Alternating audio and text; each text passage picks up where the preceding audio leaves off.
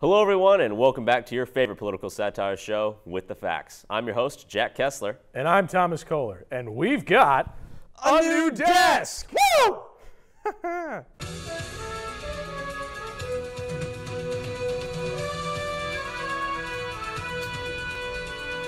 This one is for the boys with the booming system, and by booming system, we mean testicles. Nicki Minaj announced on Twitter that she won't get the vaccine because her cousin's friend in Trinidad got the vaccine and ended up with swollen balls, subsequently causing his wedding to be called off. The Trinidad health minister has denied these claims, and the White House has offered to give Miss Minaj a call explaining any misinformation she may be receiving in exchange for Joe Biden having a verse on a remix of Bodak Yellow. Texas recently instated the Heartbeat Bill, a bill that bans abortion after 6 weeks of pregnancy. In order to uphold this law, the Texas government has created a website to report those engaging in clandestine, now illegal abortions. The website quickly was found by the pro-choice community, and in retaliation, pro-choicers submitted furry porn. We reached out to Greg Abbott for a statement, but his staff says he has not left his room in a week, only requesting bottles of lube. I guess you could say Mr. Abbott is hard on crime. Afghanistan is officially off the menu. Earlier this year, President Biden announced that he would be pulling U.S. troops out of Afghanistan by September 11th of this year, marking it as the end of our nation's military involvement in the war-torn nation. And if you've ever seen a Vietnam War documentary, you can bet your ass how that ship was going to sink. The Afghan pullout was executed in the similar fashion as the Afghan invasion was conducted. Rushed, messy, and with no real plan of action or thoughts of consequences after the fact. And while Biden is getting a right and proper grilling for this fustercluck, one can't help but ponder the whereabouts of the war criminal who clucked the fuster in the first place. Of course, why dwell on that now? The war is over. Now we can focus on all the other conflicts the United States is involved with across the globe.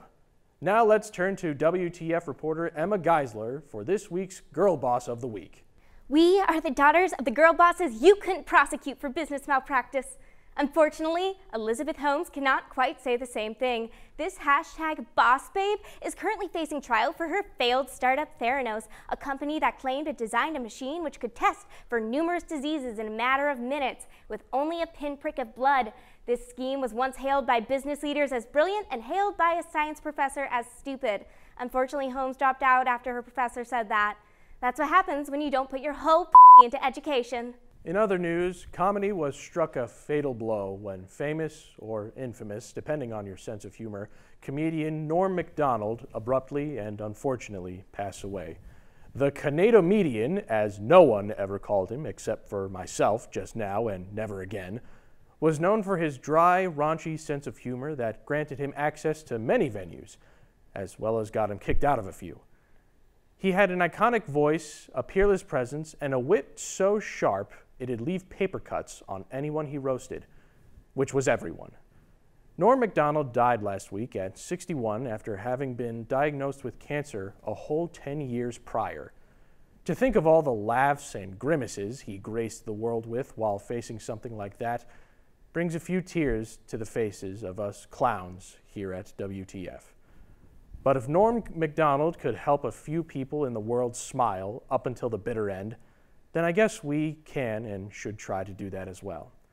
So, here's to you, Norm.